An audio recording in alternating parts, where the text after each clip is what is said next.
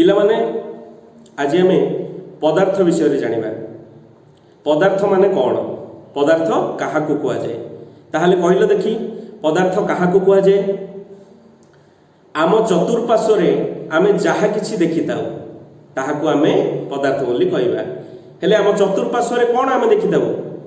जहा किछि भी, जेपरिक आमे उदाहरण नहीं परिबा। एटा कौन कहल समस्ते? एटा होछि गोटे प्लास्टिक बोतल। एटा को मध्य आमे कौन कहि परिबा? एटा भी गोटे पदार्थ। बुझिलो? एबे आम गोटे स्टील ग्लास नबा, हेले एहा को मध्य आमे कौन कहि परिबा? एटा भी गोटे पदार्थ। स्टील ग्लासटा भी गोटे पदार्थ होई परिबो।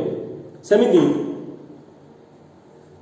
गोटे चार्जर लाइट मु नेली, एई चार्जर लाइट को मध्य आमे कौन कहि परिबा? पदार्थ बोली कहि परिबा।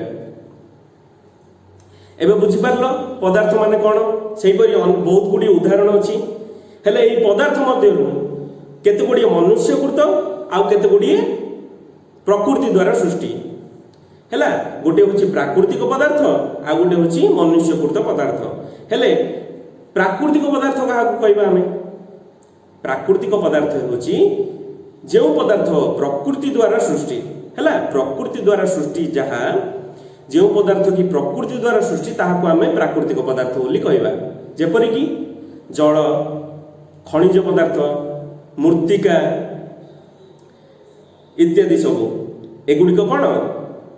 प्राकृतिक पदार्थ। हेले एही पदार्थ मध्यरु गोटे एमिति गोटे पदार्थ अछि जहा द्वारा कि मनुष्य बंची थाए। कहले देखि सेटा कौन? सेटा होछि वायु हैला। वायुटा कौन? प्राकृतिक पदार्थ। हेले वायु नथिले जीव जगत बंचिबा असंभव।